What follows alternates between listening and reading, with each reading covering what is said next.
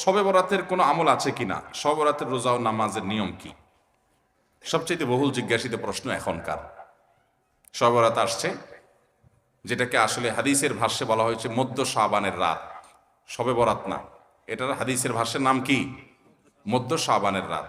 এই মধ্য শাবানের রাত বা মধ্য শাবানের রজনী, এই রাতে যেটাকে আমরা শবে বরাত বলি, এই রাতের নামাজের নিয়ম কি, কয় রাকাত পড়তে হবে, কোন রাকাতে কোন সূরা কতবার পড়তে হবে, এটা বহুল জিজ্ঞাসিত একটা প্রশ্ন।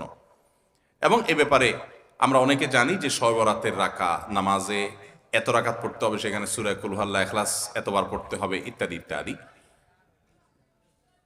লাইলাতুল কদর ছাড়া অন্য যে সমস্ত রাতের ফজিলত আছে, এর মধ্যে 10টা রাতের কথা আল্লাহ তাআলা শপথ করেছেন, ওয়াল ফাজরি ওয়া লায়ালিন আশর। সে 10টা রাত হলো জিলহজের প্রথম দশক।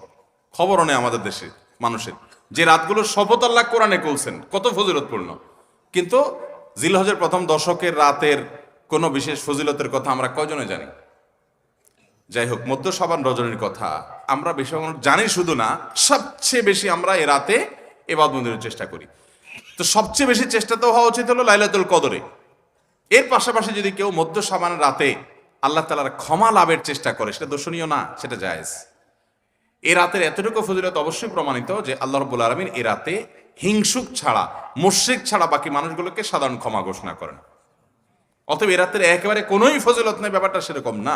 বিভিন্ন হাদিসের আলোকে এটুকু অন্তত সাব্যস্ত হয় যে আল্লাহ তাআলা হিংসুক এবং আপনার মুশরিক ছাড়া, মানুষের পিছিয়ে লাগে শত্রুতা, এই মানুষটা বাকি মানুষকে মাফ করে। তাহলে মধ্য শাবানের রাত বা যেটাকে শবরাত বলছি আমরা, এই রাতের মূল আমলই হলো, এটাকে কেন্দ্র করে মূল আমলই হলো নিজেকে শিরক এবং হিংসা থেকে পরিচ্ছন্ন করা, সাধারণ ক্ষমার উপযুক্ত করা, এটা হলো মূল আমল, বাস।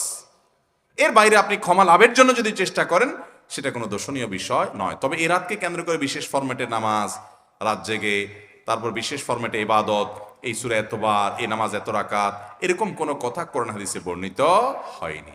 এগুলো আমরা মনগড়া বানিয়ে নিয়েছি। এবং যদি এরকম কোনো ফরম্যাট আমরা ঠিক করে নিয়ে সেভাবে ইবাদত করাটাকে আমরা এ রাতের আমল, শরিয়া সিদ্ধ আমল মনে করি বা সুন্নাহ আমল মনে করি বা কোন নির্দিষ্ট আমল মনে করি, তো একটা বেদাতে পর্যবেসিত হবে। অতএব বাড়াবাড়ি এবং ছাড়াছাড়ি এই দুইটাই আমাদেরকে পরিহার করতে হবে। যতটুকু আছে ততটুকু আমরা আমল করব এবং এসে আমল অনুযায়ী আমরা চলার চেষ্টা করব। শবে বরাতে সবচেয়ে বেশি মানুষ মসজিদে কেন ভিড় জমায় বলেন তো? শবে কদর বেশি ফজিলতপূর্ণ না এই রাত? শবে কদর কোনো তুলনা আছে শবে কদরের সাথে কোনোটার? কিন্তু শবে কদরে কি এত মানুষ ইবাদত বন্দেগী করার চেষ্টা করে শবে বরাতে যত করে? কারণ কি? মিষ্টির জন্য বলে, খারাপ বলেন নাই। আমি ছোট থাকতে যখন মাদ্রাসায়